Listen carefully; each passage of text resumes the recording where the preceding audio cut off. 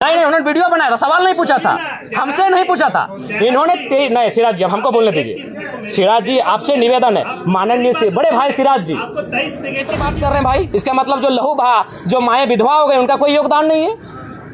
मैंने कब कहा वाजपेयी जी का योगदान नहीं है? अगर उस हिसाब से आप कहेंगे तो भारत बनाने में लॉर्ड माउंटबेटन का भी योगदान है, क्योंकि तो कहाँ ले रहे हैं सुविधा को, बताइए कौन सा सुविधा हम ले रहे हैं? नहीं, आपने जो कहा था जयराम जी से पहले, हम तो आपको तो कम से कम चर्चा करना चाहते कि एक विधायक वर्षों बाद आया है। आप खुद बोले हम समर्थन करते हैं, आप अभी 30 सेकंड पहले बोले कि हम झारखंड राज्य का समर्थन करते हैं। तो मैं बताना चाहता हूं, चूंकि मैं एक आंदोलनकारी का बेटा हूं, झारखंड राज्य सड़क जाम करके लिया गया, इसलिए सवाल कब रखिए। वो तिवारी जी का भी आवास वही होगा और जयराम महतो का भी आवास का दर वही होगा। तो इसलिए उनको चाहिए कि अपना थोड़ा सा जो याददाश्त है या अपनी जानकारी को पुख्ता करें।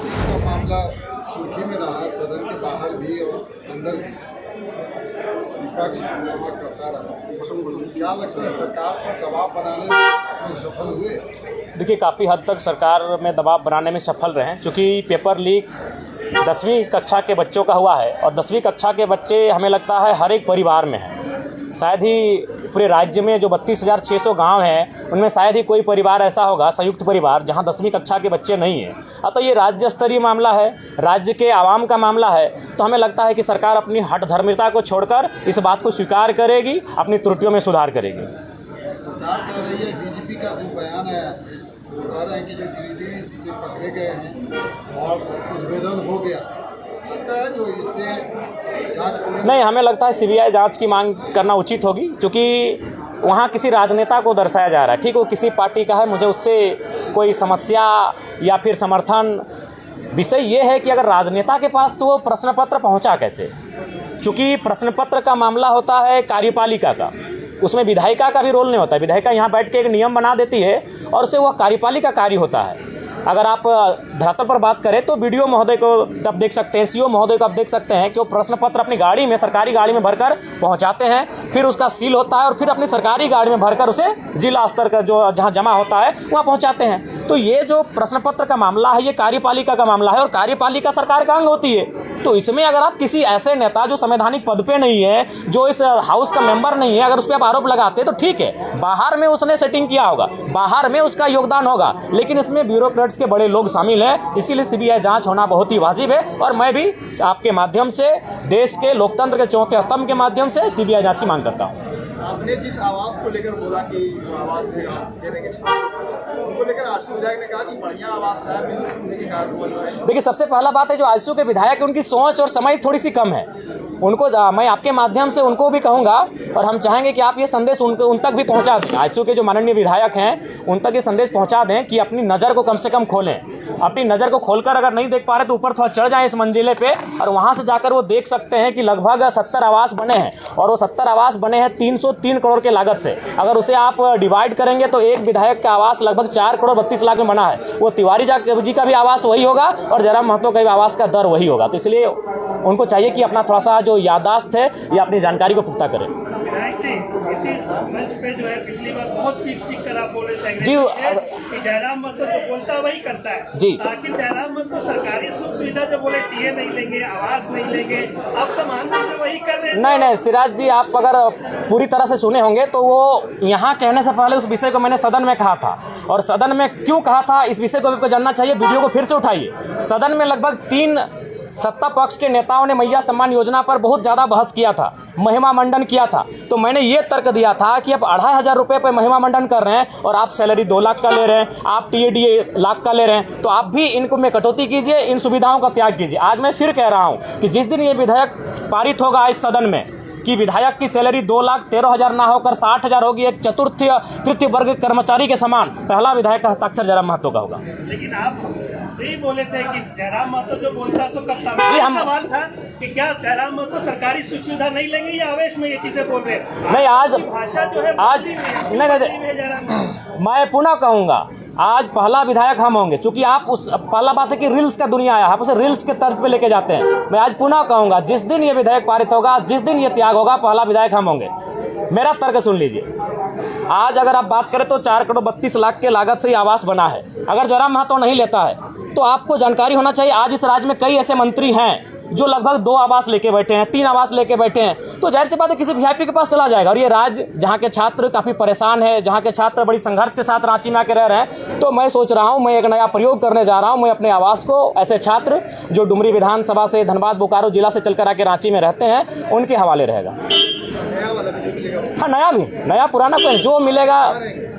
अभी फिलहाल अपने दोस्त के यहाँ रहते हैं। जयराम जी, और वैसे कौन से मुद्दे हैं जिनको लेकर बाद में आपका जो विधायक बनने के बाद जो है बदल गई है? गाड़ी को लेकर भी सवाल, गाड़ी तो कई विधायक लिया है, लेकिन आपने ये कहा था कि हम विधायक बने दोस्त की गाड़ी से चलेंगे और उसमें लिखा रहेगा कि ये गाड़ी विधायक जी का दोस्त। जी, लेकिन मैंने पहले ही कहा है कि मैं अपने सिद्धांतों से, अगर आवाम को नुकसान ना हो, एक बहुत बड़ी आबादी को कोई नुकसान ना हो, तो मैं अपने सिद्धांतों के साथ रहूँगा। जैसे अभी मैं चप्पल पहन के नहीं आता हूँ, मेरे इस वचन से मेरी आवाम को कोई नुकसान नहीं है, जयराम महतो को भी व्यक्तिगत नुकसान नहीं है, लेकिन मेरे गाड़ी वाले मसले से मेरी आवाम को भी नुकसान था। नुकसान कैसा था? मान के चलिए प्रत्येक दिन हम लोग 3000-4000 रुपये का पेट्रोल भरते हैं। अभी ड्राइवर हमारे पास आएगा, 2 ड्राइवर मैनेज होंगे, यानी 2 बेरोजगार युवा रोजगार से जुड़ेंगे, और वो तभी होगा जब वो गाड़ी का रजिस्ट्रेशन आपके नाम से होगा। अभी सपोज दैट अगर मेरे जनता दरबार अभी झारखंड में ओपन कोई लगाता है तो जयराम महतो लगाता है।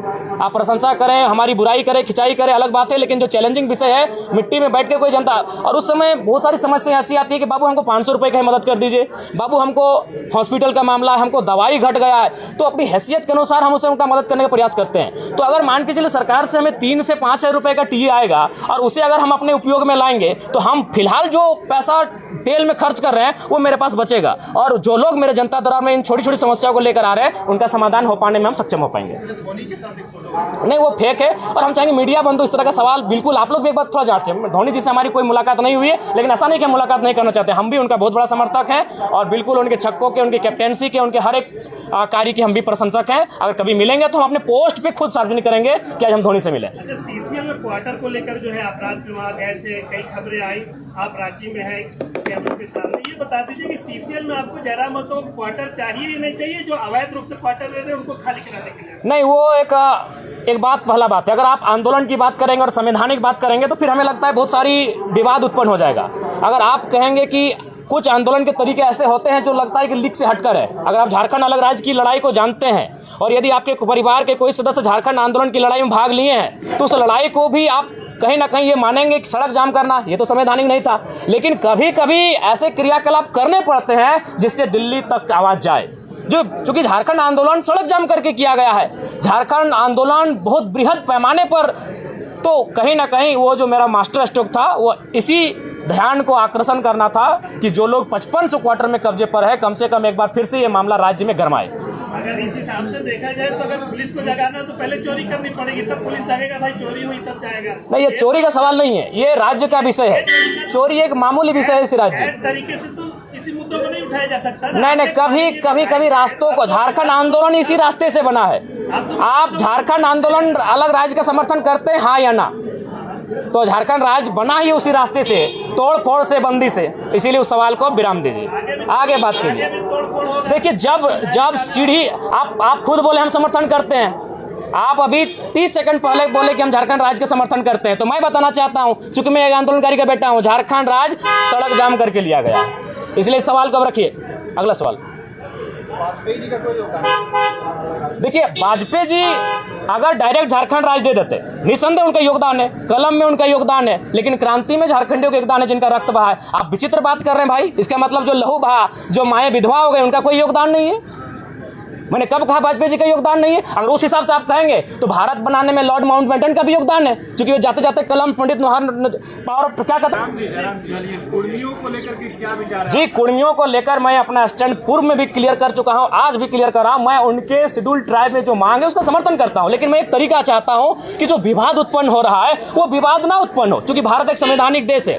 भारत के संविधान आर्टिकल 48 के ए में वन्य जीवों की सुरक्षा की बात करता है, तो कुर्मी कौम इस राज्य की सबसे बड़ी एकल आबादी है। सबसे बड़ी एकल आबादी अगर इस राज्य की कोई है तो कुर्मी है। सबसे अगर शहादत की एक लंबी लिस्ट निकाली जाएगी तो आधी शहादत आपको कुर्मी कौम से दिखेगा, चाहे निर्मल महतो रहे, शक्तिनाथ महतो रहे, सुनील महतो रहे, ऐसे किस्से खत्म नहीं होंगे। तो वो कौम जिसने इस राज्य को बनाने के लिए अपना लहू तक बहाया है, वो कौम जिसकी जमीनों पे टाटा है। अरे भाई, आज आपके कोई ना कोई रिलेटिव टाटा में जॉब करते हैं तो जानिए वो जमीन कुर्मियों की है, चाहे टाटा घाटोर है, टाटा जमाडोवा है या टाटा सिजवार है। आप नहीं करते, आपके मौसा करते हैं, मामा करते हैं, फूफा करते हैं, वो जॉब कुर्मियों की जमीन पर है अगर आप टाटा में करते हैं। क्योंकि टाटा की 95% जमीनें जहाँ खनन का कार्य होती है वो कुर्मियों की हैं, चाहे टाटा घाटो रामगढ़ रहे या टाटा जमाडोबा धनबाद रहे या टाटा सिजवा धनबाद रहे। तो इसलिए भैया उस कौम ने जमीनों को भी दिया है, जानों को भी दिया है, और आज अगर वो संरक्षण मांग रही है तो इसमें किसी को आपत्ति नहीं होनी चाहिए। हाँ, मैं ये रास्ता चाहता हूं कि जब राज्य सरकार अनुशंसा करे केंद्र को कुर्मियों को एसटी में शामिल करने का, और जब केंद्र से वो लिस्ट वापस आए तो राज्य एक काम करे, जो लोग पूर्व में शेड्यूल में है उनको वहां रहने दिया है, और इनके लिए एक नया column farming tribe, agriculture tribe, एक नया ट्राइब का कॉलम लेकर आए और इनको संरक्षण दिया जाए। ये लड़ाई आरक्षण की नहीं है, ये लड़ाई संरक्षण की है। इसी सरकार में मंत्री है चमला लेकर, वो बोल रहे हैं कि आप लोग जो आदिवासियों के हक में सिंधमारी करने के लिए जो है एसटी में शामिल होना नहीं। इसमें हक में उनको बोलिए इतिहास को पढ़े, अपने इतिहास को पुख्ता करे। 1931 जब अंग्रेजों का अंतिम जनगणना हमारे सामने प्रस्तुत हुआ था, उसमें 12, एक शायद घासी को हटाया गया और कुर्मी को, बाकी 11 लोग आज शेड्यूल ट्राइब में हैं, यानी 13 लोगों के साथ कुर्मी शेड्यूल ट्राइब, उसमें शेड्यूल ट्राइब नहीं था, उसमें प्राइमिटिव ट्राइब नाम था, उस सूची में सम्मिलित थे। बिल्कुल सरना कोड का हम बिल्कुल समर्थन करते हैं। एक आदिवासी कौम, चूंकि इस राज्य का निर्माण ही एक आदिवासी राज्य के रूप में हुआ है और आदिवासियों की भावना सरना धर्म कोड पे आधारित है, अतः उनका इस धर्म कोड की मांग को सरकार पुरजोर तरीके से लागू कराने के लिए पहल करे। धन्यवाद, जोहार, नमस्कार। जयराम जी, एक सवाल, आपके जो आलोचक हैं वो आपको केजरीवाल बता रहे हैं झारखंड का। अरे तो बहुत बड़ा बात है यार, केजरीवाल 10 साल सीएम रहे, तो केजरीवाल कोई कम? केजरीवाल का आप आलोचना कर सकते हैं, लेकिन उन्होंने जिस विजन को दिल्ली के माध्यम से देश को दर्शाया उसको आप नकार नहीं सकते हैं। पिछली बार तो आप भी केजरीवाल की आलोचना नहीं, केजरीवाल की आलोचना के लिए नहीं, केजरीवाल से तुलना जी नहीं, बिल्कुल हमारी तुलना कैसे हो सकती है? वो कहाँ सीएम रह चुके, हम विधायक हैं।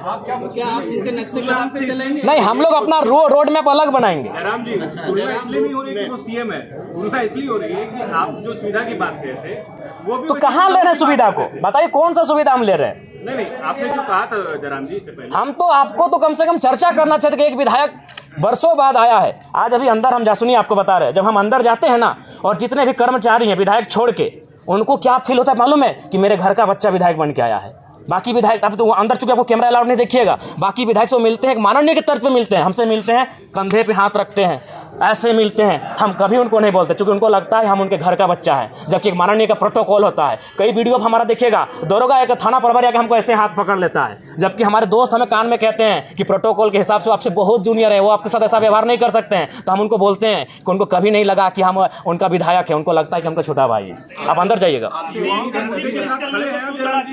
वो चलेगा। जो लोग गलत है उनको माफ नहीं किया जा सकता है। जो हमने सिराज जी पहले कहा है कि जो ईमानदार है उनको नमस्कार है, जो गलत है उनका तिरस्कार है।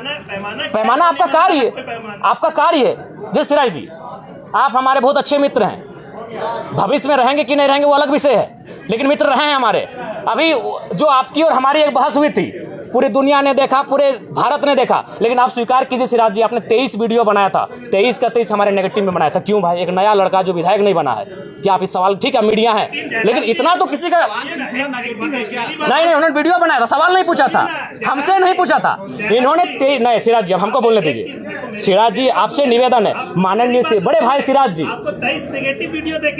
क्यों? वही तो सवाल है, क्यों आपने सीरियल नंबर बनाया? नहीं, सीरियल बनाइए, वो क्यों देखेंगे? कोई नहीं देखेगा। सिराज जी सुनिए, वो चुनाव का समय था, नहीं वो चुनाव का समय था। जयराम जी, क्या नया सवाल, वो चुनाव का समय था। नहीं, अब क्यों नेगेटिव क्यों? हम विधायक हैं, हम चुनाव जीते हैं। सिराज जी, जिस समय आपने मेरा वीडियो बना, सिराज जी, माननीय सिराज जी, विधानसभा में राज्यपाल का जो अभिभाषण है, विपक्ष जो है उसे झूठ का पुलिंदा बता रहा है। देखिए, क्या लगता है? नहीं देखिए, पूर्णता अगर विपक्ष, चूंकि विपक्ष में बैठे लोग भी काबिल हैं और राज्यपाल एक संवैधानिक पद होता है, उस पद की गरिमा है, उस अगर अभिभाषण को आप पढ़ते हैं तो कुछ विषय आपको लगेंगे हाँ ये ठीक ठाक है, लेकिन कुछ विषय ऐसा आपको लगेंगे कि ये धरातल पर है ही नहीं। तो कहीं ना कहीं कुछ त्रुटियां हैं उनमें, कुछ असत्यता है, इस बात को भी स्वीकार करना होगा।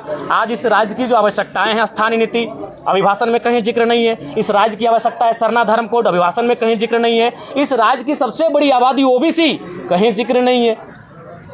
आप वो कहते हैं कि ओबीसी को सशक्त करेंगे, कैसे? कई जिलों में आपने ओबीसी के आरक्षण को जिलावार में 0 कर दिया। ये कौन सा है? ये कौन सा भारत आप बना रहे हैं? कौन सा राज्य बना रहे हैं आप?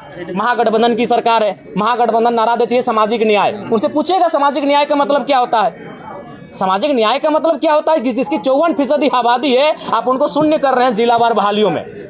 ठीक है, आप जो शेड्यूल ट्राइब है उनकी आबादी अनुमानित 26 है, आप 26 दे रहे, स्वागत है।